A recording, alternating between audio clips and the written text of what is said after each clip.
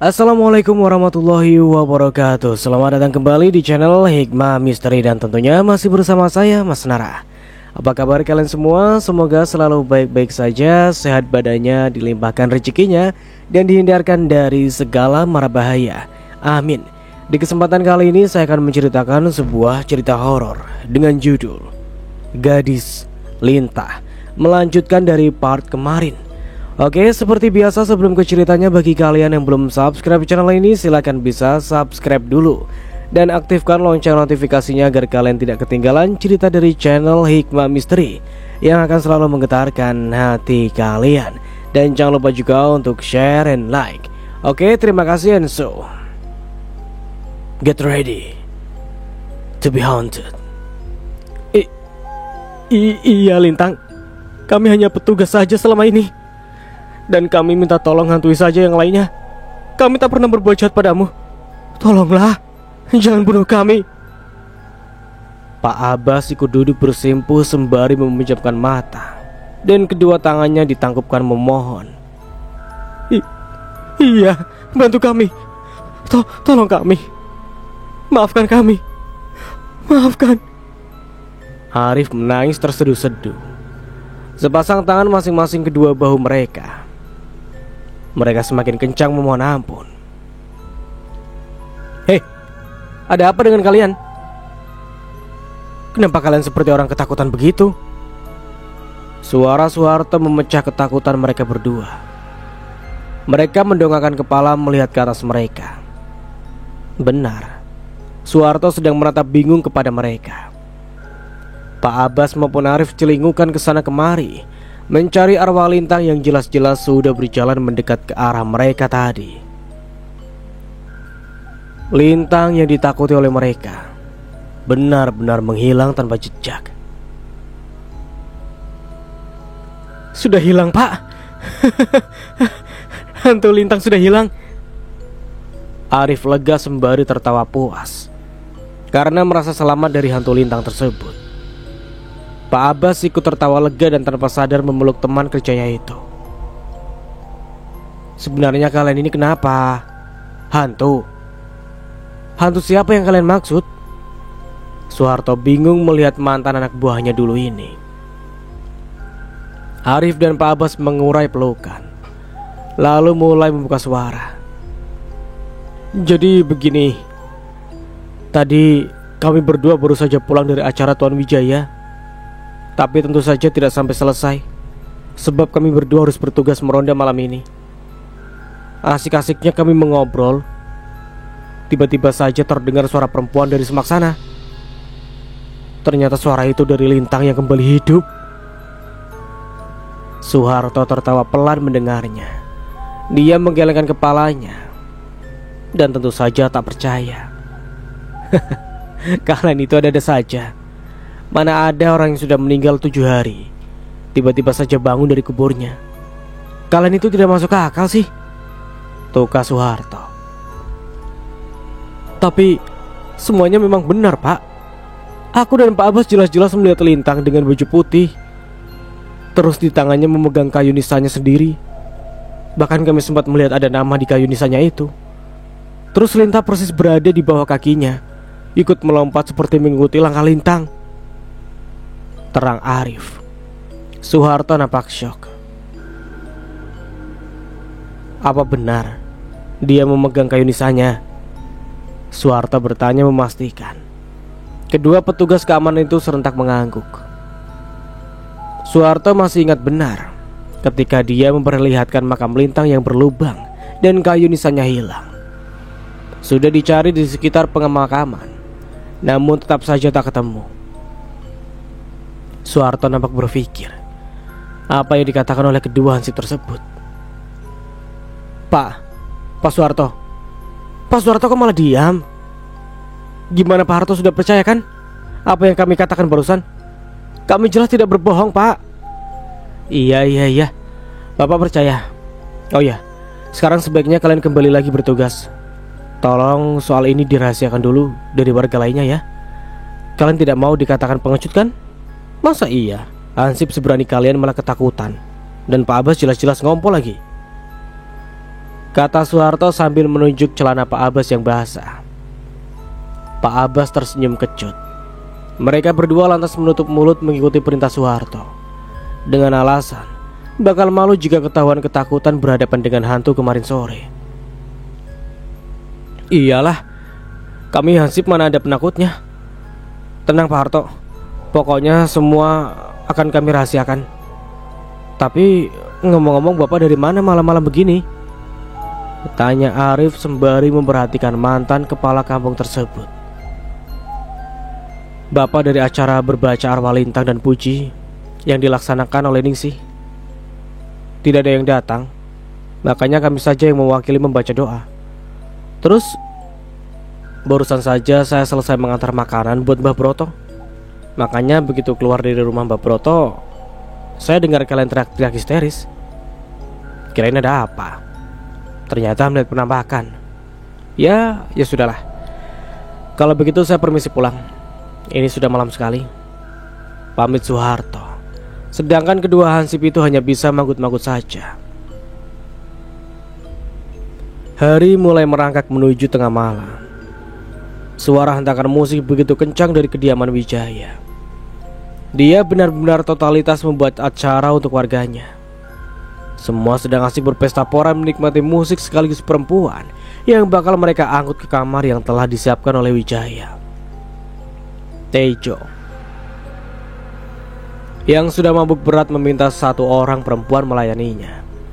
Perempuan berbaju merah, berwajah cantik dengan lesung di kedua pipinya, benar-benar membuatnya mabuk kepayang dan melupakan istrinya, Ayu, yang sudah menunggunya di rumah. Tak menunggu lama, Tejo berhasil membawa perempuan tersebut masuk ke dalam kamar. Perempuan tadi memapah Tejo dengan sangat mesra. Sesekali dia melempar senyum.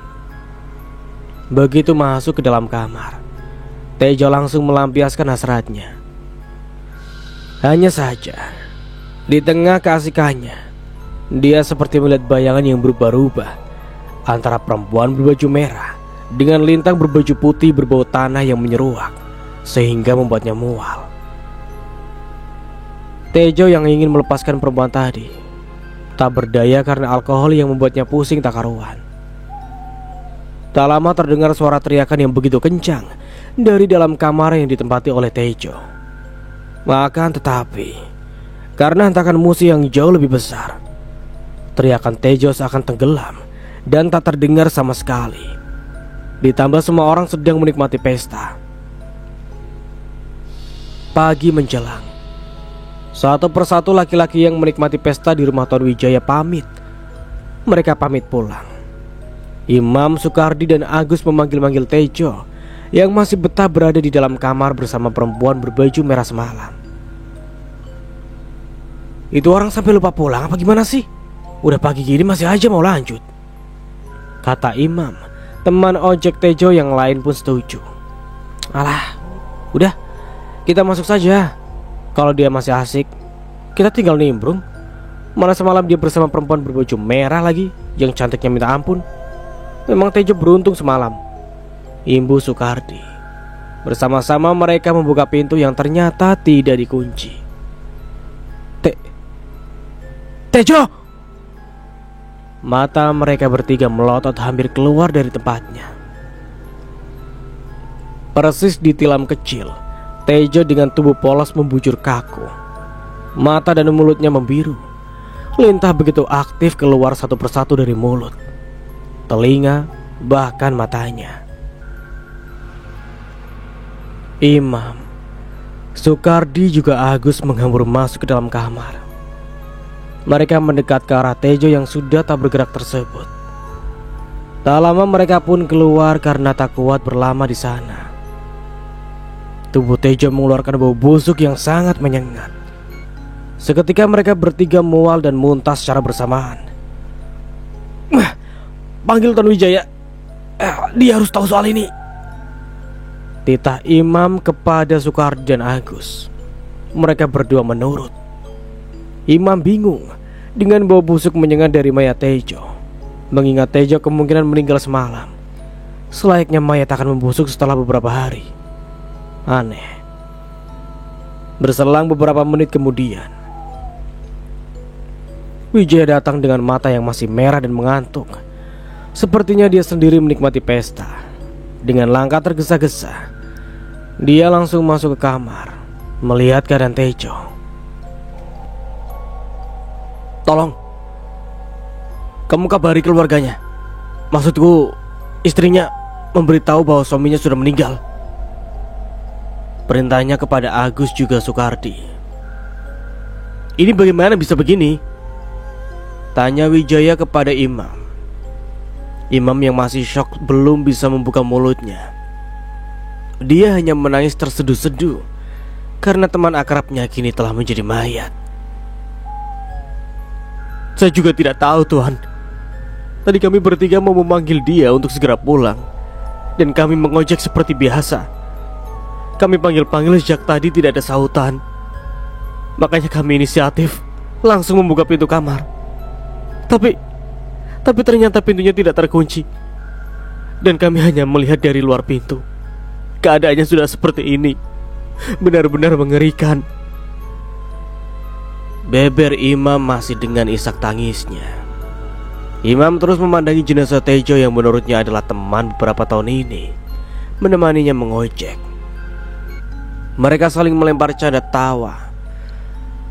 Imam sama sekali tak percaya jika malam dalam acara penobatan Tuan Wijaya adalah malam terakhirnya di dunia ini. Wijaya nampak memberi isyarat kepada tukang kebunnya, Idris, yang sejak tadi berdiri tak jauh di belakang tuannya. Wijaya meminta agar Idris memanggil Suwandi, mantri desa, dan beberapa orang yang biasa mengurus jenazah. Soekardi dan Agus yang bertugas memanggil istri Tejo. Ayu tak sanggup melihat Ayu yang beberapa kali pingsan.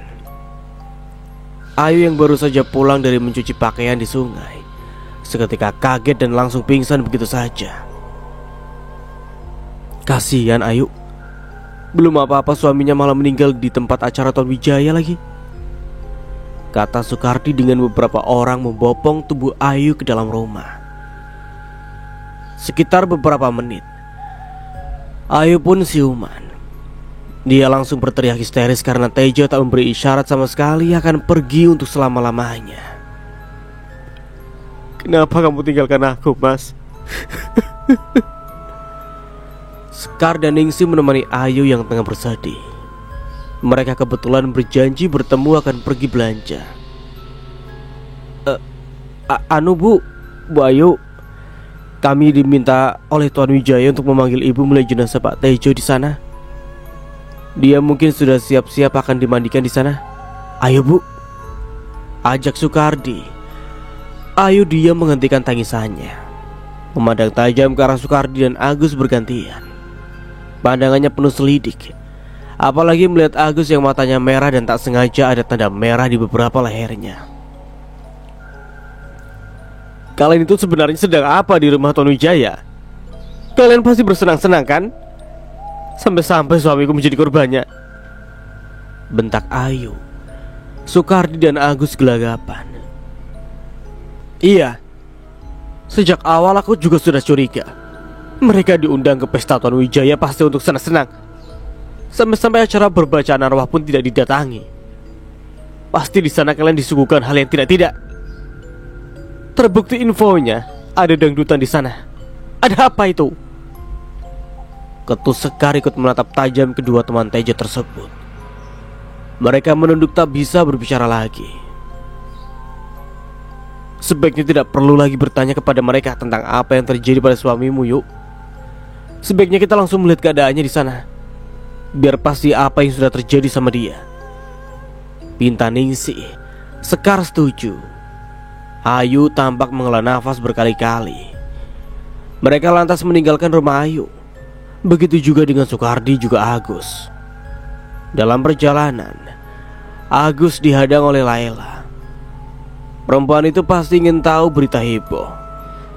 Namun perhatiannya teralihkan oleh tanda merah di leher suaminya, malah membuatnya ribut dan mencak-mencak. Kamu ikut aku sekarang, Mas. Kamu jelaskan bekas merah di lehermu itu. Laila lantas menarik kasar tangan suaminya menuju ke rumah. Sukardi nampak menahan tawa. Selanjutnya yang lain melanjutkan perjalanan menuju ke rumah Wijaya. Anehnya, ketika mereka sampai di sana, kondisi mayat Tejo terlihat biasa-biasa saja. Nampak Sukardi melongo memperhatikan. Imam memberi isyarat untuk menepi. Kok bisa begitu bersih? Bukannya tadi keadaannya... Sukardi belum sempat meneruskan kalimatnya. Imam menyilangkan jari telunjuk di bibirnya, menyuruh Sukardi untuk mengecilkan volume suaranya. Sesekali Imam melihat ke arah Wijaya. Entah apa yang dia pikirkan, dan ada rahasia apa yang dia ketahui selama Sukardi pergi bersama Agus tadi ke rumah Ayu. Shh, jangan keras-keras. Dengarkan ya. Entah apa yang dilakukan Tuan Wijaya tadi. Yang jelas saat dia mengeluarkan tongkat berwarna kuning keemasan yang kita lihat waktu mengusir Lintah di balai desa. Tongkat itu dikeluarkan lagi, dan tiba-tiba saja mayat Tejo seperti orang yang sedang tidur. Sukardi melotot kaget. Imam tetap memberi isyarat kembali agar temannya itu bersikap biasa-biasa saja. Ayu terlihat sangat histeris dan begitu sedih melihat kondisi suaminya. Wijaya nampak menghibur Ayu. Sesekali ia meminta kepada Ayu agar untuk bersabar dan berjanji akan memberikan tunjangan yang besar bagi Ayu. Suami kamu adalah suami yang baik. Kamu harus ikhlas. Dia meninggal dalam keadaan baik-baik saja setelah kami rapat. Kalau kamu tidak percaya, sebaiknya kita tunggu saja Suwandi kemari, dan dia akan memeriksa apakah suamimu itu meninggal karena apa. Kata Wijaya dengan pasti. Sukardi dan Imam hanya bisa diam saja. Mereka tak berani membuka suara. Benar saja, tak lama mantri desa, Suwandi, datang dan mulai melakukan pemeriksaan. Setelahnya dia keluar dan menyiapkan hasil pemeriksaannya. Kemungkinan Pak Tejo meninggal karena sakit jantung, sebab tidak ditemukan satupun tanda-tanda kekerasan di badannya. Tidak ada pembengkakan atau biru lebam di tubuhnya. Semuanya dalam keadaan baik-baik saja. Apa Pak Suwandi yakin? Tanya Imam. Tiba-tiba Suwandi menoleh dan mengerutkan alisnya. Bersama dengan itu, Wijaya melihatnya dengan tatapan tajam menakutkan, membuat Imam menunduk tak berkutik. Ada apa dengan Tuan Wijaya? Wijaya nampak tak senang melihat Imam seperti akan memberitahu semua orang apa yang sudah dia lakukan pada jenazah Tejo barusan. Saat kepergian Sukardi dan Agus untuk memanggil istri Tejo, Ayu, Wijaya memerintahkan kepada anak buahnya untuk segera membersihkan tubuh dan wajah Tejo yang sebelumnya penuh dengan lintah menjijikan. Matanya melotot, memperhatikan Imam yang akan berbicara lebih lanjut. Bersyukur dengan isyarat matanya, Imam lantas terdiam. Maksudnya apa, Pak? Tanya mantri desa. Enggak apa-apa, Pak. Saya pikir tadi ada penyakit lain. Soalnya si Tejo ini hobinya begadang sama dengan saya. Suwandi menggelengkan kepalanya. Tidak ada, hanya jantung saja. Riwayat jantung memang kadang tidak bisa terdeteksi. Jadi siapa saja meski kelihatannya sehat, tapi bisa saja sewaktu-waktu jantung menyerang dan menyebabkan orang itu meninggal dunia. Terang Suwandi. Imam pun manggut-manggut saja. Wijaya menghampiri Ayu yang tengah bersedih. Dia didampingi oleh teman-temannya juga tetangganya. Saya berjanji akan membiayai semua pemakamannya. Saya saksinya. Beliau adalah orang baik. Untuk kamu, saya akan berikan santunan yang cukup. ujarnya sembari memegang pundak Ayu. Ayu hanya bisa mengangguk. Prosesi pemakaman jenazah Tejo akhirnya selesai. Semua warga mengantarnya ke liang lahat, tempat peristirahatannya yang terakhir. Kang Mus yang menjalankan tugas hanya membutuhkan waktu kurang dari 2 jam. Setelah semua warga bubar, sesuai janjinya, Wijaya lantas memberikan santunan kepada Ayu dengan jumlah yang cukup banyak. Ayu mengucapkan terima kasih dan pamit pulang. Kamu yang sabar ya Ayu. Kita semua adalah milik Allah Subhanahu wa Ta'ala. Dari Allah kita dilahirkan dan kita kembali pula kepadanya.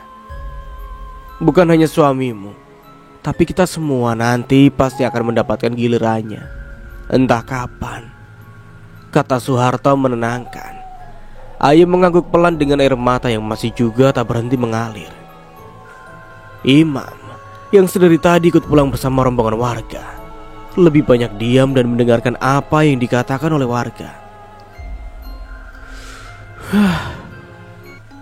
Heran juga ya, padahal si malaman, si Tejo itu sehat banget loh. Dia aja masih bisa ikut dangdutan sampai tengah malam. Aku sendiri sempat melihatnya masuk ke dalam kamar sama perempuan berbaju merah. Iya, aku juga semalam ikut dangdutan dan sempat lihat si Tejo menarik tangan perempuan berbaju merah. Lalu mereka masuk dalam kamar. Nah, setelah itu tiba-tiba dapat kabar Tejo meninggal. Kalian gak merasa aneh kah? Warga terus berkicau, mulai mengait-ngaitkan beberapa kejadian yang menimpa warga semenjak Lintang meninggal dunia. Warga mulai merasakan cemas. Meski Wijaya sudah terpilih sebagai kepala kampung yang diharapkan dapat menolong mereka. Tahu sendiri gimana jarak rumah kita dengan Tuan Wijaya. Kalau pas si Lintang itu muncul, atau setidaknya si perempuan berbaju merah yang sekarang ini menghilang dan membuat Tejo meninggal itu muncul di hadapan kita, apa yang harus kita lakukan?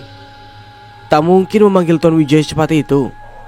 Yang ada kita duluan dimakan lintah-lintahnya si Lintang, atau langsung kena sakit jantung seperti si Tejo. Membayangkan saja aku sudah ngeri. Sebut Soekardi. Imam yang berjalan di samping Soekardi benar-benar diam saja. Kamu itu kenapa sih, Mam? Dari tadi udah kayak sapi ompong gitu. Bengong aja bawaannya. Kami ini lagi seru membicarakan keadaan kamu kita. Minimal kamu ikut nyeletuk dengan apa yang terjadi lah. Imam tak lantas menjawab. Dia memberi kode kepada Soekardi untuk diam saja. Imam memilih diam karena persis di belakang mereka, Bowo yang sejatinya adalah anak buah juga mata-mata Wijaya ikut berjalan mengikuti mereka. Imam yakin jika Bowo bertugas mendengarkan apa yang dikatakan oleh warga dan pasti akan melaporkannya. Mengetahui hal itu, Soekardi ikut-ikutan terdiam. Mereka berjalan menuju pulang dalam keadaan diam dan fokus melangkah saja. Gimana ini Bajiwo? Kematian Tejo tidak lantas menutup mulut mengenai rahasia aku supaya jadi kepala kampung. 3 orang temannya masih akan membuka mulut, dan ini sangat berbahaya. Adu Wijaya kepada Mbah Jiwo yang membantunya menjadi kepala kampung sesuai harapan dan impiannya selama ini. Kamu tak perlu khawatir. Kematian Tejo pasti akan membuat mereka bertiga takut. Kamu hanya perlu meminta anak buahmu untuk memata-matai mereka bertiga. Kalau mereka membuka mulut, ya nasibnya akan sama dengan si Tejo itu. Sahut Mbah Jiwo dengan tergagah-gagah. Wijaya lantas tertawa-tawa. Masih segar diingatannya, Wijaya berbicara dengan Mbah Jiwo di salah satu ruangan. Mbah, makasih ya. Berkat kehebatan Mbah menghadirkan banyak lintah di seluruh kampung lalu, aku berpura-pura sebagai pahlawan mengusir lintah. Akhirnya warga memilihku menjadi kepala kampung dan bisa dengan mudah menyingkirkan laki-laki yang sudah menjabat tahunan sebagai kepala kampung, si Soeharto itu. Tukasnya, Wijaya sendiri menyiapkan tempat khusus bagi tempat tinggal dukun kesayangannya tersebut. Mbah Jiwo lah yang selama ini membantunya. membuat dirinya kaya dengan mudah. Tapi tentu saja ada konsekuensinya. Wijaya harus menikah terus-menerus, dan setelah bisa menghamili istrinya akan dibuang begitu saja. Sedangkan untuk membuatnya menjadi kepala kampung, lagi-lagi dia meminta bantuan Bajiwo untuk menyebarkan ribuan lintah, supaya warga percaya bahwa lintah menghantui mereka setelah kematiannya. Penampakan perempuan berbaju merah adalah jin perempuan. Jin perempuan peliharaan Mbah Jiwo yang menyamar dan membuat Tejo tewas di tempat. Oh iya Mbah, kalau seandainya teman si Tejo itu buka mulut, apa yang harus aku lakukan? Wijaya nampak tak puas. Mbah akan minta bantuan jin perempuan peliharaan Mbah lagi. Sebutkan saja siapa nama-nama mereka. Nanti pasti akan langsung Mbah kerjakan. Tapi seperti biasa, kamu harus kasih Mbah pengerasnya, supaya apa yang kamu mau berjalan dengan lancar. Jin itu juga butuh makan, ungkap Mbah Jiwo. Baiklah Mbah, saya mengerti. Mereka adalah Agus, Sukardi, dan Imam. Soal pengeras, Mbah gak perlu khawatir. Pasti nanti akan aku siapkan kalau perlu pakai bonus. Baiklah, Mbah akan lakukan. Untuk ketiga nyawa itu, kamu harus menyiapkan 30 ekor ayam kampung berbulu hitam mengkilap dengan kaki kuning dipersembahkan. Sebelumnya, kamu masih punya hutang 10 ekor ayam kampung dengan ciri yang sama. Kamu harus kerjakan segera. Jangan sampai perempuan itu menagih ke Mbah. Kalau lambat, justru nyawamu yang menjadi taruhannya, tegas Mbah Jiwo. Iya, segera akan kulakukan. Aku tinggal menyuruh anggotaku untuk bergerak mencari. Wijaya pun pamit keluar dari ruangan khusus Mbah Jiwo yang ada di rumahnya. Wahyu, tolong kamu minta semua warga menyerahkan ayam kampung yang bulunya hitam dengan kaki kuning. Aku minta kamu kumpulkan sebanyak 40 ekor, dan harus dapat hari ini juga. Titahnya kepada Wahyu. Itu diminta begitu saja ke warga atau bagaimana Tuan? Wahyu balik bertanya.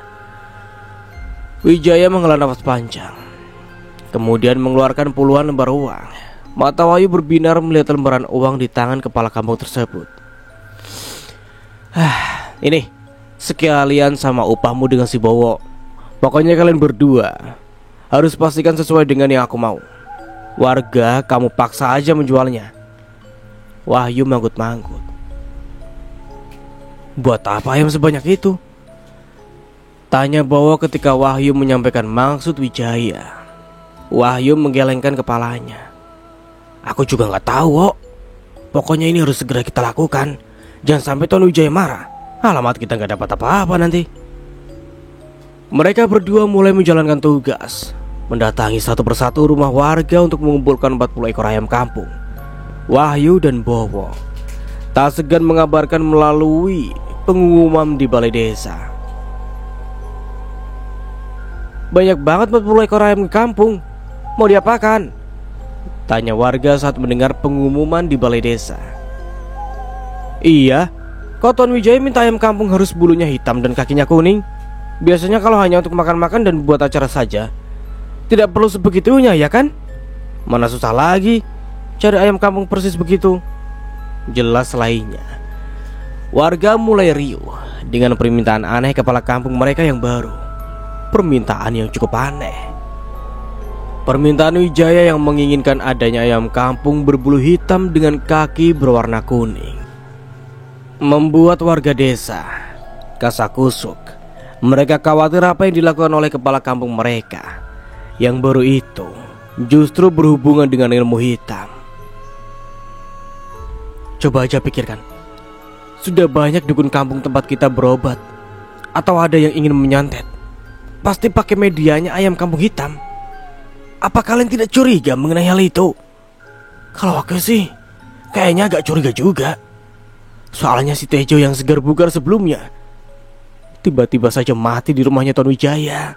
Ini pasti ada apa-apanya, ujar Laila si ratu gosip. Shh, kamu jangan sembarangan. Nanti kalau ada yang dengar gimana? Apa mau kamu nanti ditangkap sama Tuan Wijaya, terus dijadikan istrinya yang ke-100? Canda Jamila sambil menantawanya. Enak aja mau dijadikan aku bini yang ke-100. Harusnya yang ke-200. Laila tahu jika temannya bercanda. Dia pun ikut mencairkan suasana. Tapi agak betul juga yang kamu katakan tadi, Bu. Si Tejo itu memang sehat sebelumnya. Hanya gara-gara ikutan dangdutan di tempat Tuan Wijaya, masa pagi-paginya langsung koit gitu aja? Timpal tini ibu-ibu lainnya. Aku kok khawatir nanti bakal terjadi tumbal lagi, ucapan Laila yang tiba-tiba membuat ibu-ibu di sana menoleh dan syok. Tumbal? Tumbal apaan? Tanya mereka tanpa sengaja serentak. Sekarang, apa coba namanya? Tiba-tiba saja dia bisa membantu kita mengusir lintahnya si Lintang. Dia punya kekuatan dari mana? Terus bagaimana bisa kita mendadak mau saja menunjuk dia jadi kepala desa kampung? Padahal orang kampung sudah hafal dengan kelakuannya yang minus itu. Selalu minta bunga tinggi pada pinjaman utang. Terus yang tidak membayar siap-siap jadi bininya yang kesekian. Kok bisa kita mau-maunya menjadikan kepala kampung kalau tidak ada santet yang membantunya? Nah, mungkin saja ayam kampung ini sebagai tumbalnya. Iya enggak sih? Laila memang punya kemampuan meyakini setiap orang yang mendengarnya berbicara. Laila tersenyum jumawa. Dia senang apa yang ia katakan semuanya langsung setuju dan ribut. Apalagi suaminya, Agus, sudah bercerita sebelumnya dengan mengenai tubuh Tejo yang lebam membiru di beberapa bagian. Karena suaminya sejatinya salah satu saksi yang melihat pertama kali mayat Tejo bersama Imam dan Sukardi. Ih, kamu jangan menuduh aku yang macam-macam. Ada ikut main sama perempuan yang dangdutan di sana. Biar bagaimanapun, suamimu ini setia tingkat langit. Pokoknya biar jelek begini, kalau soal kesetiaan jangan dilawan. Aku tadi melihat sendiri kematian Tejo di rumah Tuan Wijaya. Tapi kamu jangan cerita-cerita ya soal jenazahnya yang membiru, kata Agus waktu Laila menarik tangan suaminya berjalan menuju rumah. Membiru? Apanya yang membiru? Suara Laila yang keras membuat Agus menutup mulut istrinya yang super kepo itu. Shh, kamu jangan ribut. Nanti kalau ada yang dengar gimana? Pokoknya apa yang aku katakan sekarang ini harus kamu rahasiakan. Jangan sampai ada yang tahu, Agus mengingatkan. Laila memang tidak membocorkan kondisi jenazah Tejo. Namun dia mulai berprasangka yang tidak-tidak terhadap kematian Tejo yang dianggap janggal tersebut. Dia sangat yakin bahwa Tuan Wijaya sedang memainkan perannya sebagai kepala kampung yang bisa menarik hati warganya, meski dengan jalan yang sesat. Permintaannya mengenai ayam kampung adalah sebagai solusi meningkatkan ilmu hitamnya, sehingga jabatan Tuan Wijaya akan kekal dan warga hanya menonton saja. Tak disangka, saat dia menebar isu, semua warga terutama ibu-ibu percaya begitu saja. Pokoknya, mulai malam ini kita harus waspada terhadap diri sendiri juga keluarga. Jangan sampai ilmu hitam Tuan Wijaya akan mendatangi kita satu persatu. Laila kembali mengingatkan ibu-ibu tadi. Mereka manggut-manggut saja. Bukan hanya Laila saja. Gosip yang menyatakan Tuan Wijaya pemuja setan juga sampai ke telinga Ningsih, Sekar dan Ayu. Kalau memang terbukti benar, aku tidak akan terima dan akan meminta pertanggungjawaban kepala kampung itu. Lirik suara Ayu terdengar menahan emosi. Tapi kalau memang benar dia dalangnya, aku rasa percuma saja meminta tanggung jawabnya. Toh suamimu juga tidak akan kembali lagi, yuk. Sekar keceplosan. Begitu sadar dia langsung menutup mulutnya dengan kedua tangannya. Memang suamiku tidak akan bangun lagi dari kuburnya. Namun seenggaknya dia harus menerima hal yang sama dengan apa yang suamiku alami sebelum kematiannya. Benar saja, kata warga.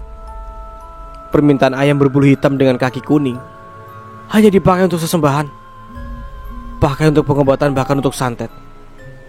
Dan pemikiranku justru larinya ke santet. Tambah Ayu dengan mantap, Ningsi dan Sekar hanya bisa manggut-manggut saja. Sudahlah, sebaiknya kita fokus memasak karena sebentar lagi orang-orang akan datang untuk berbacaan arwah. Kita tidak mau kan orang-orang datang sementara hidangannya belum juga tersedia. Ningsi memotong pembicaraan sambil kembali melanjutkan aktivitasnya memotong timun dan wortel yang akan dijadikan acar. Malam hari, semua warga seperti biasa akan berkumpul di rumah warga yang sedang berduka untuk turut mendoakan arwah yang sudah menghadap ke alam baka. Acara baru berjalan setengahnya. Tiba-tiba saja ada suara yang berteriak minta tolong dari kejauhan. Tolong! Tolong! Ada yang meninggal lagi! Suara orang berteriak. Kini bukan hanya satu, tapi dua orang dan sedang berlari kencang menuju ke tempat acara di rumah Ayu.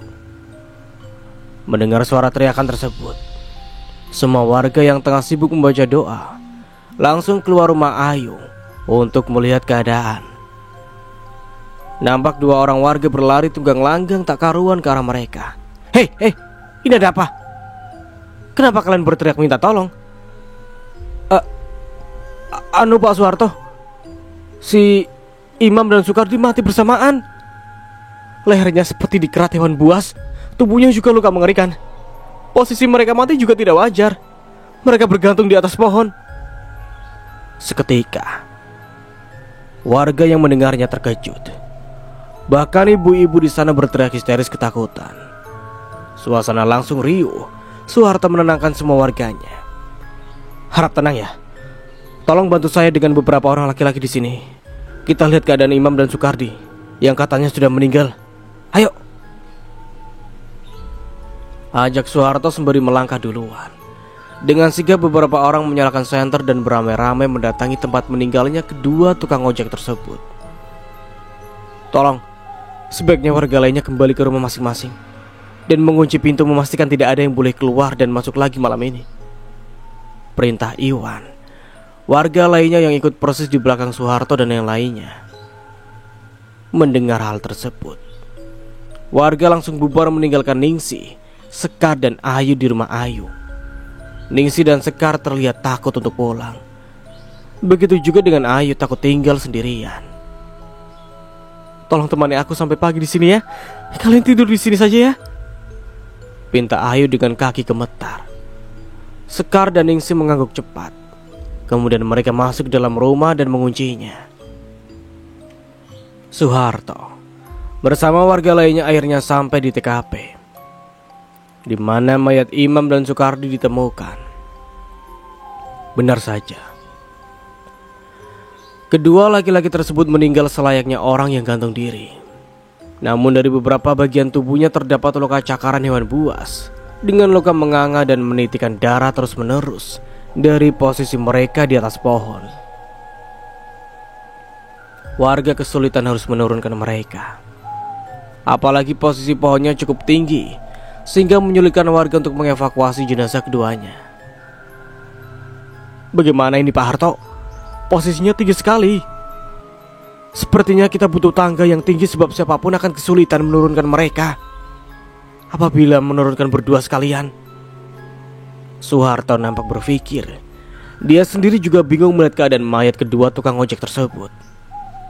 Soeharto memerintahkan dua orang warga mengambil tali dan peralatan yang dibutuhkan untuk menurunkan Imam dan Sukardi. Selang 2 jam, akhirnya kedua mayat tersebut berhasil dievakuasi. Warga yang menunggu di bawah, begitu melihat keadaan Imam dan Sukardi secara langsung benar-benar kaget. Bahkan Bowo yang ada di sana mual dan muntah seketika. Leher keduanya terluka parah. Tersayat begitu dalam hampir saja leher Imam dan Sukardi putus. Selain itu, tubuh mereka tercabik-cabik. Mengherankan, Jika memang mereka dihabisi oleh hewan buas, tentu tempatnya masih di bawah dan bukan di atas pohon. Lagi pula darahnya hanya persis berceceran di bawah pohon, di mana asal darah dari atas pohon itu. Tutur Soeharto sambil terus memperhatikan jenazah mereka berdua. Warga dibuat bingung. Betul Pak, kondisi mayatnya mencurigakan. Memangnya bisa ya orang yang terluka parah begini malah gantung diri? Sepertinya keadaan semakin aneh di kampung kita ini. Ya, benar. Bermula dari kematian Lintang, kematian Puji, lalu Tejo, dan hari ini sekaligus Imam dan Soekardi. Setelah ini siapa lagi? Sebut salah satu warga. Dalam hati Soeharto membenarkan apa kata warga. Apa yang ia lihat kini memang sesuai dengan dugaan warga. Semuanya kebingungan. Meski begitu dia mencoba berpikir tenang agar tak semakin membuat warga semakin ricuh. Sebaiknya kita tenang saja. Tenang dulu dan jangan mengambil kesimpulan. Lebih baik kita menunggu sampai polisi datang kemari dan menyelidiki kasusnya. Setelah itu dari kalian pastikan memberitahukan masing-masing keluarganya. Titah Soeharto masih terus memperhatikan keadaan jenazah. Sudah ada beberapa orang tadi yang mengabari keluarganya, juga sekalian memberitahukan ini kepada polisi. Tahu sendiri, jarak kota kemari membutuhkan waktu yang tidak sebentar. Mungkin hampir setengah hari baru rombongan kepolisian akan datang. Soeharto manggut-manggut mendengarkan keterangan warga. Setelahnya, Tuan Wijaya bersama beberapa orang nampak berjalan cepat. Dia menghampiri dengan wajah marah. Soeharto dan warga lainnya hanya melihat mereka sekilas. Soeharto, berani sekali kamu mengambil keputusan tanpa memberitahu saya. Apa kamu sudah lupa kalau kamu bukan lagi kepala kampung di sini? Kamu mau melangkahi wewenang saya? Tidak sopan sekali kamu, teriaknya dengan masih memegang tongkat berwarna keemasan yang ia gunakan untuk mengusir Lintah waktu itu. Maaf Tuan, tapi memang kejadiannya baru 2 jam berlalu. Karena tempat kejadian tak jauh dari rumah saya, makanya warga melapor kepada saya dan saya langsung melihatnya. Meski begitu warga tetap memberitahukan hal ini juga ke Tuan Wijaya. Saya tidak ada niatan sama sekali ingin melangkahi wewenang Tuan di sini. Hanya mencoba mengevakuasi kedua jenazah ini biar tidak terlalu lama di atas pohon. Soeharto mencoba menjelaskan. Alah, tetap saja kamu berani sekali bertindak seakan-akan kamulah kepala kampung di sini. Mungkin kamu sudah lupa jika kamu adalah warga sekarang. Seharusnya jika ingin menurunkan mayat kedua orang ini, tetap saja harus menunggu saya dan bukannya asal mengambil keputusan tanpa melalui saya dulu. Benar-benar tidak sopan kamu. Kali kedua Wijaya menyebut Soeharto tidak sopan. Maksud saya, belum sempat Soeharto menyelesaikan kata-katanya, Wijaya sudah membentaknya tak senang. Sudah. Jangan banyak bacot kamu.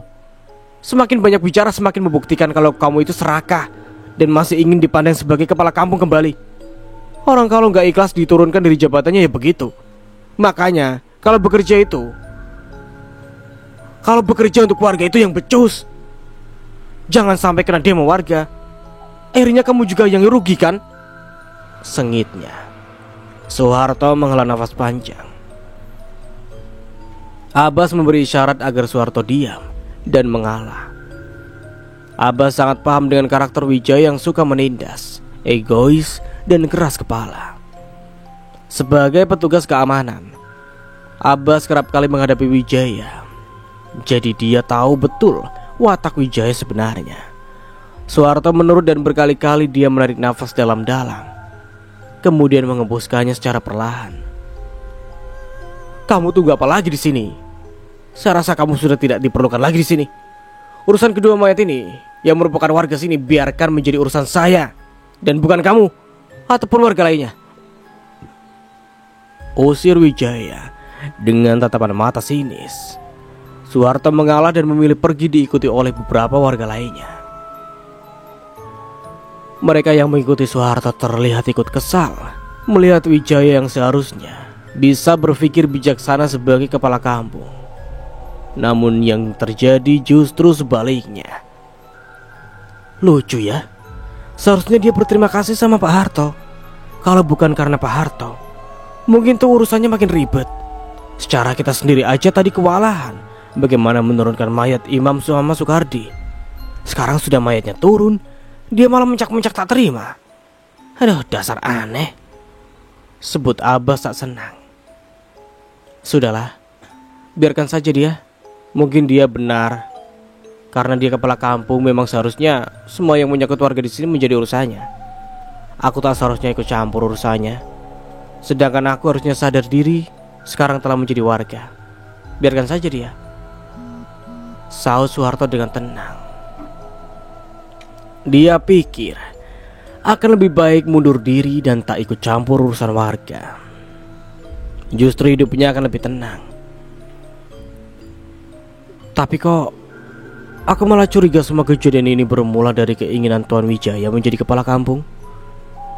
Aku makin curiga karena korban sudah mulai berjatuhan dan kita hidup di kampung ini menjadi tak aman. Kata Abbas lagi. Soeharto langsung meminta Abbas untuk diam. Karena tak jauh dari posisi mereka berjalan, Wahyu nampak mengikuti mereka. Keadaan kampung yang semakin mencekam membuat warga sudah tak berani lagi keluar pada malam hari. Mereka khawatir ada penampakan arwah lintang ataupun binatang buas yang sewaktu-waktu bisa memangsa mereka. Beragam spekulasi mengenai kematian Tejo hingga Imam dan Soekardi yang cukup menggegerkan kampung. Ningsih, Sekar maupun Ayu pun ikut-ikutan lebih memilih menggunakan waktu di siang hari hingga sore saja untuk mengobrol. Ketika malam mereka memutuskan untuk tak keluar sama sekali. Sebaiknya kalau malam kamu juga gak usah keluar, Mas. Aku takut ada apa-apa terjadi sama kamu. Meskipun kerjaanmu mengojek, tapi kamu harus ingat, semua teman satu pangkalan sama kamu secara mengejutkan satu persatu meninggal. Sepertinya itu alarm buat kamu agar lebih waspada lagi, ujar Laila kepada suaminya Agus. Iya, malam ini aku juga lebih memilih berdiam di rumah saja. Setidaknya kita bisa romantisan malam hari sampai pagi. Berarti alarm juga buat kita bikin anak banyak-banyak. Senyum Agus menggoda. Istrinya Laila mendelik sinis. Itulah di otakmu itu. Itu saja. Seharusnya kalau kamu gak bisa keluar malam, minimal pagi sampai sore dipakai buat cari uang yang keras. Bukan malah santai-santai ngopi terus sampai mau siang begini. Ini udah jam berapa? Coba kamu langsung jalan. Agus menggaruk kepalanya yang tak terasa gatal itu. Dasar perempuan yang ada di otaknya itu juga. Gak bisa lihat suami mau mesra-mesraan dikit. Udah kena sekak mata aja. Itu apa maksudnya yang ada di otakku? Tanya Laila tak senang. Agus nyengir kuda. Maksudnya itu duit aja yang diurus. Setidaknya aku yang cari duit itu di servis yang full, biar mataku gak lagi jelalatan kalau lihat cewek mulus di luar sana. Alah, gak di servis apa maksudnya? Dari kamu masih mengorok, aku sudah bangun menyiapkan kopi, menyiapkan sarapanmu, mencuci pakaianmu, mengambil air, mengurus rumah, terus bikinan makanan lagi buat makan siang sekalian makan malam. Terus malam kamu minta jatah. Dalam keadaan mengantuk pun kulayani. Jangan coba-coba mengeluh ya. Apalagi kalau sampai telinga atau mataku melihat kau sama perempuan lain selingkuh. Siap-siap kupotong senjatamu, biar jadi manusia setengah dewa sekalian, gerutu Laila. Agus langsung berdiri tak mau berlama-lama mendengar ocehan istrinya. Ya sudah, aku kerja. Nanti dibilang orang yang gak bersyukur lagi. Dah, bye. Ucapnya tak lagi menghabiskan kopi hitam di meja. Tak lama suara motor bututnya terdengar nyaring meninggalkan pelataran rumah mereka. Laila tersenyum karena suaminya takut kepadanya. Takut pada omelannya yang panjang persis kereta api yang tak putus-putus. Begitu Agus pergi, Laila berniat menjemur pakaian yang tadinya selesai dia cuci di sungai. Permisi. Permisi. Terdengar suara samar dari seberang rumah Laila, rumah temannya, Tini. Dari posisi belakang terlihat perempuan dengan menggunakan rok pendek dengan bentuk mekar, menggunakan payung hitam. Wajahnya tak terlihat sama sekali karena tertutup oleh payung yang dia pegang. Permisi, kata perempuan itu lagi dengan suara yang sangat lembut. Laila penasaran. Mbak cari siapa? Tanya Laila dan perempuan itu menoleh. Mata Laila hampir saja keluar dari tempatnya. Perempuan yang sangat cantik dan begitu dia kenal. Apalagi ketika perempuan itu tersenyum, memperlihatkan langsung pipi di sebelah kiri pipinya. Wajah Lintang. Iya, Lintang yang sudah meninggal karena melahirkan ribuan lintah bulan lalu. Laila mundur perlahan ketika perempuan tadi melangkah menuju ke tempatnya. Dengan cepat, Laila membalikkan tubuhnya lalu lari sekuat-kuatnya menuju pintu rumahnya. Kemudian menutup dan menguncinya dengan cepat.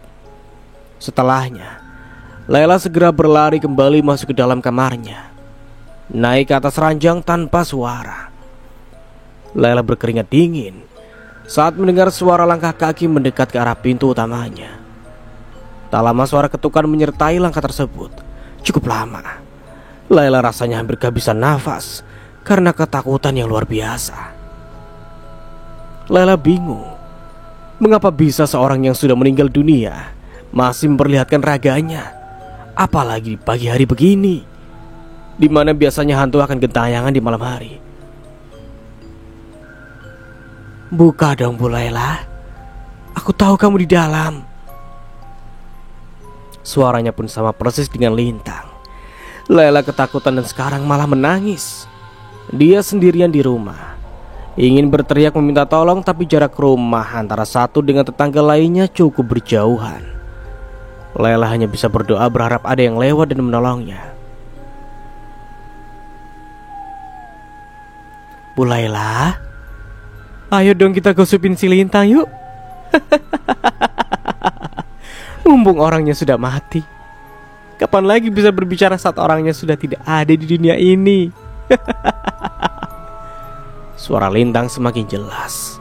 Laila mulai merasakan hangat di kedua belah pahanya. Dia mengompol. Hanya sebentar saja. Lalu suara Lintang pun tak terdengar lagi. Dan hanya terdengar suara langkah kaki beberapa orang yang mendekat, kemudian mengetuk pintunya berulang kali. Bu Laila, Bu, itu pakaianmu diinjak-injak ayam. Pakaianmu di baskom kotor karena habis dobrak-abrik ayam. Bu Laila, buka pintunya Bu. Suara Tini terdengar masih terus mengetuk pintu. Orangnya mungkin ke sumur belakang kali. Biasanya Bu Laila ambil air di sana kan? Suara Widya tetangga lainnya. Mengetahui bahwa keadaan sudah aman, Laila segera turun dari ranjang dan berlari keluar membukakan pintu. Kok baju Bu Laila basah? Mana bau pesing lagi? Ih, Bu Laila ngompol ya? Tini dan Widya kompak menutup hidungnya. Laila hanya diam saja, sudah tak peduli lagi. Kalian tadi di sini baru aja ya? Apa kalian melihat Lintang tadi sedang memakai payung hitam dan pakai rok pendek mekar gitu? Tini dan Widya saling melempar pandangan. Mereka kemudian kompak menggelengkan kepalanya. Apa kamu lagi tidur tadi? Lagi ngimpi sampai ngompol gitu? Kok bisa-bisanya kamu punya pikiran ada Lintang di sini? Apa kamu lupa Lintang sudah meninggal? Cecar Tini masih terus memperhatikan wajah bingung Laila. Laila malah menggelengkan kepalanya. Aku tak mungkin salah lihat. Aku aja dalam keadaan masih bangun, masih waras. Tapi memang ada perempuan yang wajahnya sama persis dengan Lintang. Bahkan dia sudah tahu nama aku kok. Bolak-balik mengetuk pintu dan memanggilku. Makanya aku ketakutan sampai... Tini dan Widya kompak tertawa sambil memperhatikan pakaian yang dikenakan Laila yang basah oleh air kencingnya sendiri. Sudahlah Bu Laila mengigaunya. Siang begini mana ada hantu. Hantunya biasa meronda malam hari. Tini dan Widya masih tertawa terbahak-bahak. Silakan sekarang kalian tertawa saja sepuas kalian. Tunggu saja nanti giliran kalian yang didatangi, baru nanti kalian akan percaya. Sudahlah, kalau kalian tidak ada perlu, aku mau mandi dan bersih-bersih badan dulu, kesal Layla.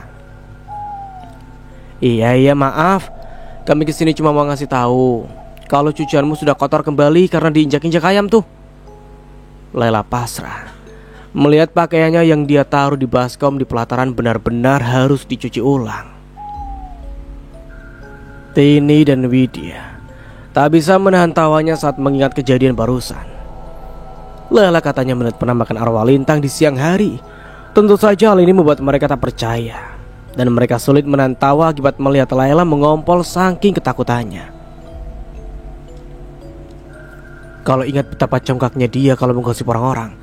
Lah, sekarang giliran dia yang katanya tadi didatangi arwah penasaran si lintang. Syukur aja aku belum pernah kejadian. Bila sampai terjadi itu kepadaku, mungkin aku juga sama takutnya macam Bu Layla. Secara kan lintang meninggal persis di depan mata kita, dan betapa sakitnya waktu dia itu mengeluarkan lintah yang ribuan itu. Sampai sekarang kalau masih ingat kejadian itu, aku agak-agak merinding gitu. Menakutkan sih memang. Tukas Tini sambil berjalan meninggalkan rumah Layla. Widya berjalan di sampingnya seraya mengangguk setuju. Apalagi kematiannya disusul ibunya ya. Si Puji apa enggak makin serem di kampung ini. Setelah kematian anak sama ibu itu, mulai lagi runtutan kematian yang lainnya seperti Tejo, Imam sama Sukardi. Jadi hanya tinggal aku saja yang mau ojek di pangkalan, saut Widya sambil mengingat kejadian meninggalnya lintang. Kira-kira kalau kita yang ketemu langsung sama arwah lintang, kita bakal ngacir atau malah ngajak dia ngobrol ya? Tanya Widya. Tini langsung menjepitkan bibirnya.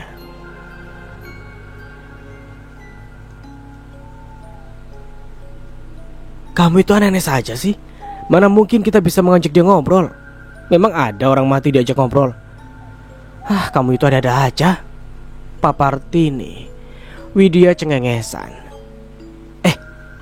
Siapa tahu yang pakai payung di depan kita, kalau dari cara jalannya kayak kenal. Kayak siapa ya?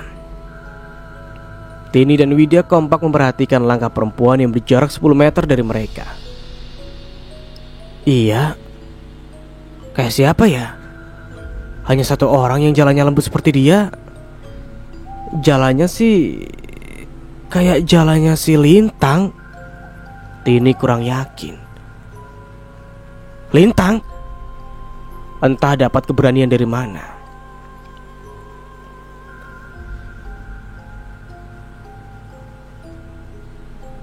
Widya lantas berteriak memanggil nama Lintang dengan sangat keras. Perempuan berpayung hitam itu sontak menoleh, dan Tini juga Widya melotot kaget karena perempuan yang menoleh itu benar-benar adalah Lintang. Kedua kaki mereka terasa bergetar ketakutan. Apalagi Lintang melihat mereka dengan tersenyum memerankan lesung pipinya yang manis itu. Tini dan Widya tak bisa lagi bergerak ketika Lintang perlahan menghampiri mereka. Tanpa aba-aba satu persatu tubuh mereka tumbang dan tak sadarkan diri pingsan. Layla ngedumel memungut satu persatu pakaiannya yang diinjak-injak oleh ayam-ayam yang juga peliharanya itu. Setelah selesai menaruhnya di baskom, dia pun masuk kembali untuk mengambil handuk dan bersiap pergi ke sungai untuk mencuci kembali. Gara-gara ayam sialan itu, semua kerjaanku jadi terbengkalai. Harusnya jam segini aku istirahat, tapi tadi lihat si Lintang juga jadinya wajib mandi lagi. Ya mandi lagi karena semua badan sudah bau pesing begini. Nasibku tak beruntung kali ini. Mau sampai kapan sih si Lintang itu bisa lihat orang senang? Baru juga meninggal, sudah gentayangan saja. Mana tengah hari bolong begini. Seharusnya kalau mau mengantui itu ya harusnya malam. Hujan-hujan, pasti suasana seram. Aku ngomong apaan sih? Kalau betul didatangi si Lintang lagi, bisa semaput aku. Sungutnya masih terus berjalan. Layla kaget ketika melihat dari kejauhan Tini dan Widya yang baru saja dari rumahnya tergeletak begitu saja di jalanan. Layla mendekat dan memperhatikan wajah mereka satu persatu. Lagaknya kayak orang tidur, tapi Buat apa mereka berdua ini tidur di jalanan? Apa mereka mau jemuran di bawah sinar matahari biar kulitnya coklat kayak orang-orang barat gitu? Atau apa sih ini maksudnya? Aneh-aneh aja nih orang. Atau mereka pingsan ya? Gumam Laila sembari menaruh baskom cuciannya di jalan. Setelahnya dia mengguncang tubuh kedua tetangganya itu, terus berusaha membangunkan mereka. Namun usaha Laila sia-sia. Dia mulai mencari ide agar mereka bisa bangun kembali. Kepalanya menoleh ke kanan dan ke kiri. Senyumnya mengembang setelah menemukan rumput kecil yang ada di pinggir jalan. Laila memetiknya dan mulai bereaksi. Rumput kecil itu digerakkan ke hidung mereka berdua secara bergantian. Hal ini dia lakukan untuk memberikan sensasi geli. Benar saja, tak membutuhkan waktu lama. Tini juga Widya bangun dan tak henti-hentinya bersin berulang kali. Laila menahan senyum. Nah, akhirnya kalian bangun juga. Kalian ngapain sih? Terik begini malah tiduran di jalan. Apa kalian pingsan tadi ya? Ada apa kok pingsannya kompak? Berondong Lela. Tini dan Widya saling berpandangan. Tak lama mereka memindai wajah hingga tubuh Lela untuk memastikan. Lela tentu saja bingung. Kalian kenapa sih? Ada apa dengan badanku? Oh, bau pesing ya? Maaf, karena seperti yang kalian bilang tadi, aku ngompol. Ya, memang aku ngompol. Maklum saja ya, namanya juga ketemu sama hantu. Memangnya aku harus ketawa-tawa? Ya, coba saja kalian yang ketemu. Aku yakin kalian pasti pingsan. Tunggu dulu. Jangan-jangan kalian pingsan barusan karena melihat penampakan arwah si Lintang. Dek. Tebakan Laila benar. Dan seketika wajah keduanya memerah malu. Malu karena telah memperolok Laila habis-habisan. Dan mereka terkena batunya.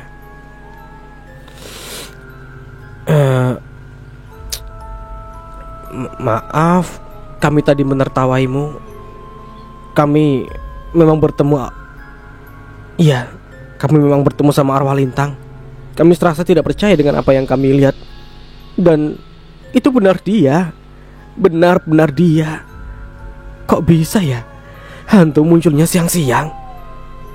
Laila nampak tersenyum puas mendengar Tini dan Widya akhirnya berkata jujur. Rasain, kapok. Itulah kalian sibuk tertawa tadi. Dan akhirnya kalian kena batunya. Melihat langsung si Lintang kan? Gimana tadi penampakannya? Biasa-biasa aja kayak layaknya manusia atau dia melayang, bergantungan di pohon, atau mendatangi kalian dalam bentuk lintah raksasa dan siap memasukkan kalian berdua ke dalam mulutnya? Hah? Laila kini yang bergantian menertawakan wajah lugu di hadapannya. Sudahlah, kamu mengolok kami. Kami minta maaf dan kami sadar bahwa apa yang kamu omongkan tadi memang benar. Lintang ternyata menjadi arwah penasaran dan tidak hanya mengetahui di malam hari seperti hantu kebanyakan, tapi dia juga muncul di siang hari.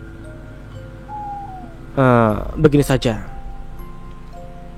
gimana kalau kejadian ini kita laporkan ke Tuan Wijaya? Dia sekarang ini kan kepala kampung kita, jadi wajib dia menyelesaikan urusan ini sampai tuntas. Saran Tini lalu bangkit dan mengajak Widya juga Laila menghadap kepala kampung mereka. Terus bagaimana dengan cucianku? Aku niatnya mau mencuci tadi. Laila bimbang. Tini dan Widya terus meyakinkannya untuk tetap ikut. Kami temanilah kamu antar cucian ke rumahmu. Sekalian juga kamu mandi di rumahmu aja. Tapi ingat, pastikan kita langsung melapor setelah itu. Kita jangan lagi lama-lama karena persoalan Lintang ini meresahkan loh. Dibiarkan, pasti warga lain juga akan dihantuinya. Apalagi dia matinya gak wajar. Ya pasti jadi hantu lah, tambah Widya. Mau tak mau Lela pun menurut. Tini, Widya, Lela, sini dong, kita gosip yuk. Mereka bertiga mendengar suara panggilan yang tak begitu jauh dari mereka. Suara perempuan yang begitu familiar. Perlahan mereka mencari sumber suara. Wajah mereka nampak pucat sambil melihat ke arah semak belukar yang berada di samping kanan mereka.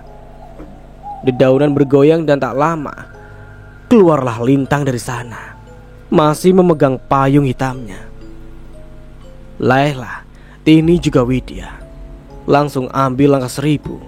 Mereka berlarian tak tentu arah. Agus mengutak-atik motor bututnya yang dari tadi tak mau menyala. Dia sudah mulai menyerah mengingat sudah berapa jam dia berusaha menghidupkannya. Tapi motor satu-satunya yang digunakannya untuk mencari nafkah itu tak juga beroperasi seperti biasanya. Peluh mulai bercucuran dari dahinya. Sesekali dia mengisap rokok yang dia linting dengan sangat nikmat dan penuh perasaan setelah beristirahatnya. Dia mulai mencoba lagi mengengkolnya puluhan kali. Nihil, tak ada hasil. Dia pun menyerah kali ini. Motornya rusak, Bang. Suara perempuan mengagetkannya. Agus menoleh dan mendapati perempuan yang sangat cantik. Kulitnya putih dan bersih, sangat-sangat bersih. Apalagi saat dia tersenyum, manis sekali. Agus sampai terperangah. Perempuan cantik itu memperhatikannya sedangkan mata Agus memindai perempuan yang ada di hadapannya kini. "Adik, mau kemana?" tanya Agus dengan senyum sumringah. "Saya mau pulang ke pinggiran kota sana. Jaraknya lumayan jauh, tapi saya lihat di sekitar sini tidak ada ojek dan hanya ada abang di sini. Motornya rusak, Bang," tanyanya kembali. Itulah abang juga bingung. Karena sejak tadi ini motor tua gak mau hidup-hidup juga. Pusing abang memikirkannya dari tadi, saut Agus dengan mimik wajah sedih. Perempuan itu mendekat. "Dicoba aja lagi, Bang. Kalau berhasil antarkan saya ke rumah ya. Saya sudah lelah berjalan kaki dari tadi." Agus pun menurut. Dia mulai menyalakan motornya dan ajaib, motornya menyala begitu saja dengan mudahnya. Agus sempat heran-heran. "Ya sudah, kalau gitu ini rezeki kamu bisa boncengan sama abang. Naik deh, abang akan antar kemana saja dek mau." Ajaknya langsung duduk di kemudi, diikuti oleh perempuan itu. "Adek, memangnya tinggal di mana ya?"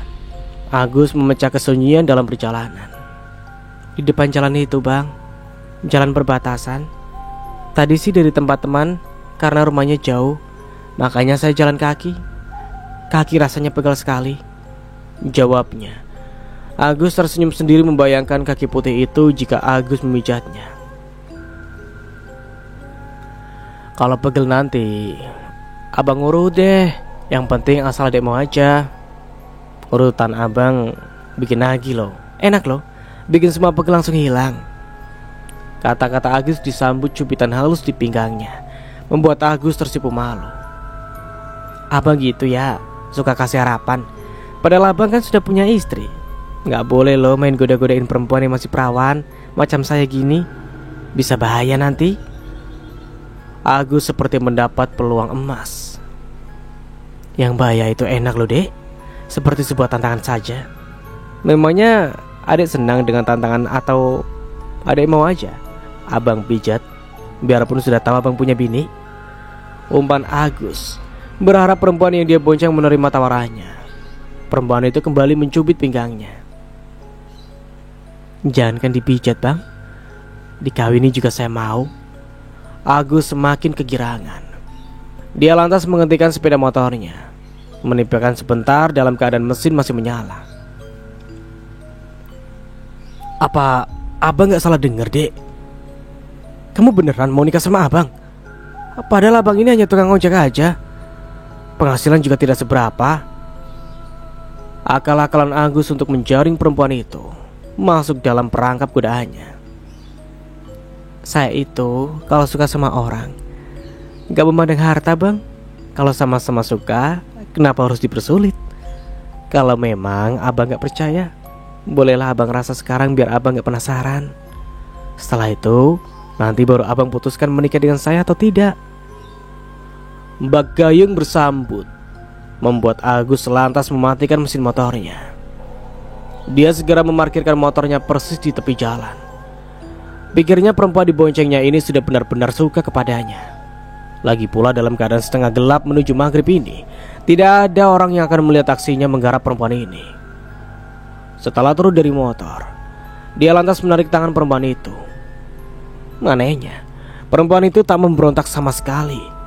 Malah senyumnya semakin mengembang ketika Agus mengajaknya ke semak-semak.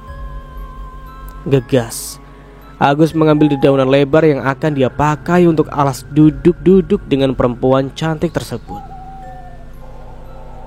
Tak membutuhkan waktu lama, dia sudah mulai menyentuh perempuan cantik dan manis itu. Dia mulai dari menyentuh pipi, kemudian dengan rakusnya Agus memulai aksinya membuka satu persatu pakaiannya, juga perempuan tersebut. Lagi-lagi perempuan tadi hanya pasrah dan menerimanya begitu saja. Dalam beberapa detik, Agus mencumbu perempuan itu.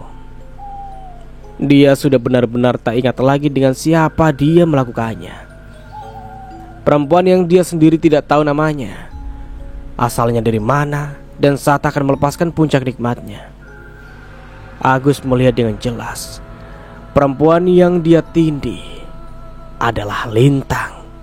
Ya, Lintang, perempuan yang meninggal akibat melahirkan ribuan lintah beberapa waktu yang lalu.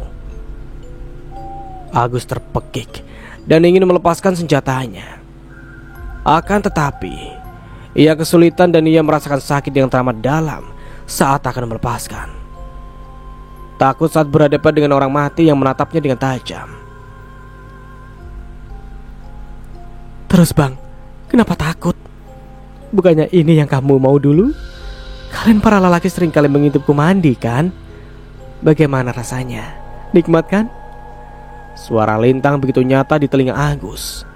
Agus menangis ketakutan. Dia tak bisa melepas dari dekapan Lintang. Agus terus berusaha hingga peluhnya banjir membasahi tubuhnya. Perlahan dari kedua mata, mulut hingga telinga Lintang mengeluarkan lintah yang cukup banyak dan membuat Agus semakin ngeri, ketakutan melihatnya.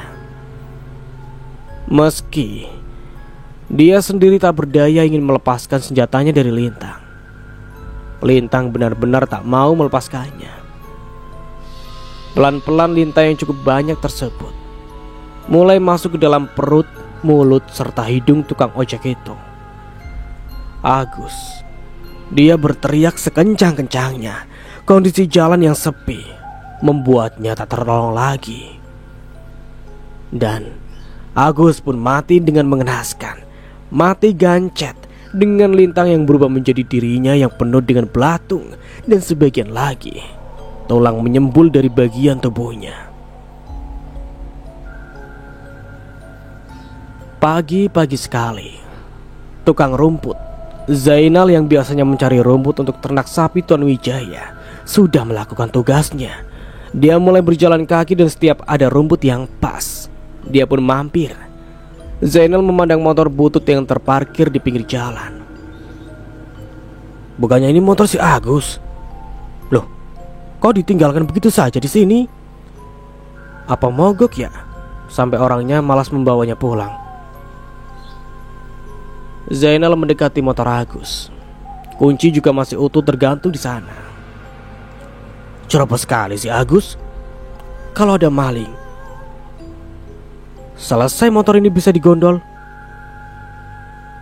Atau jangan-jangan si Agus kebelet nih.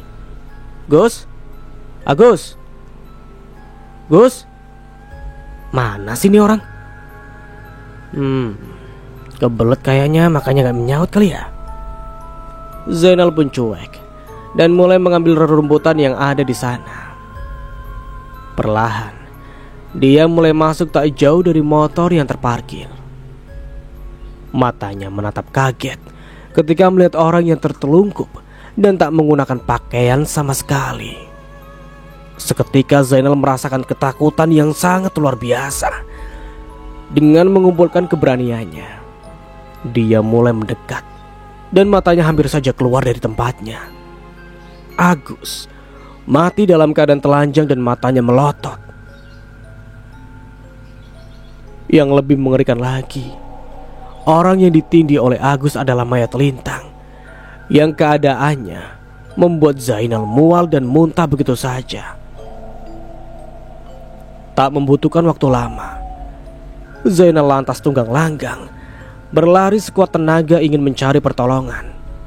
Bersyukur tak begitu jauh dia berlari, Zainal melihat gerombolan laki-laki yang sepertinya juga akan mencari rumput seperti dirinya.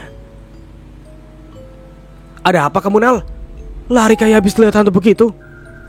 sapa Bowo, salah satu laki-laki yang ada di sana. Anu, itu si Agus.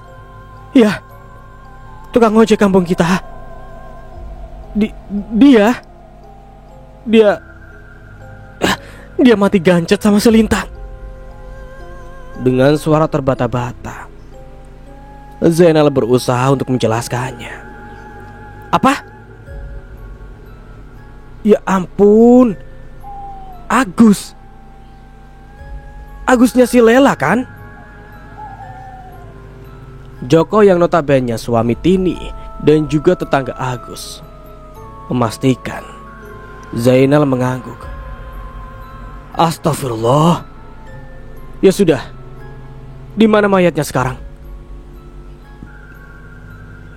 Beberapa orang laki-laki tadi akhirnya beramai-ramai mendatangi lokasi ditemukannya mayat Agus.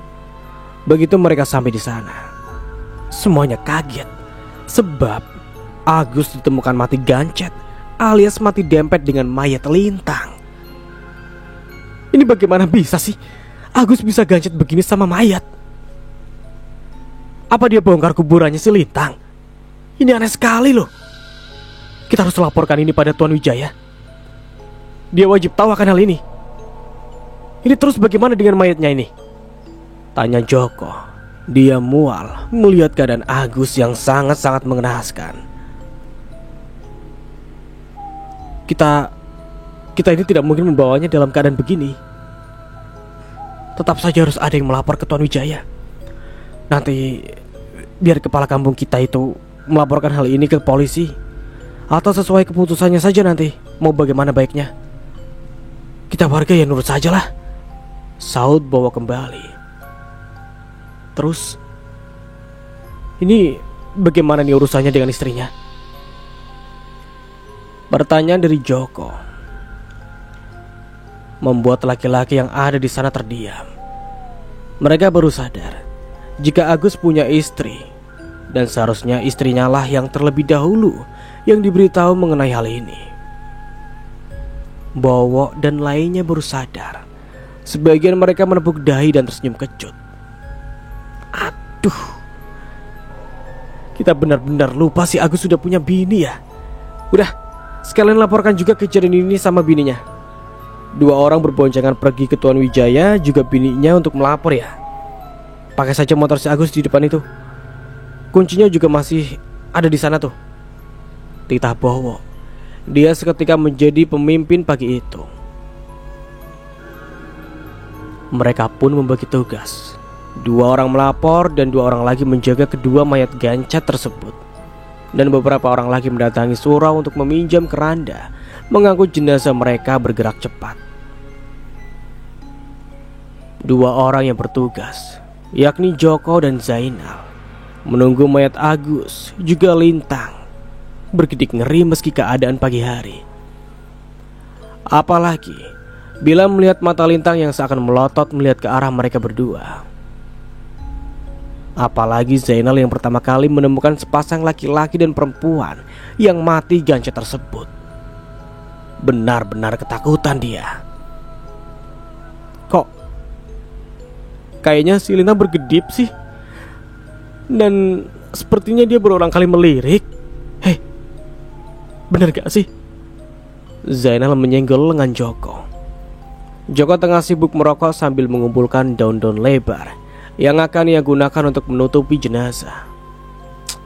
Aduh, kamu itu ada-ada saja deh.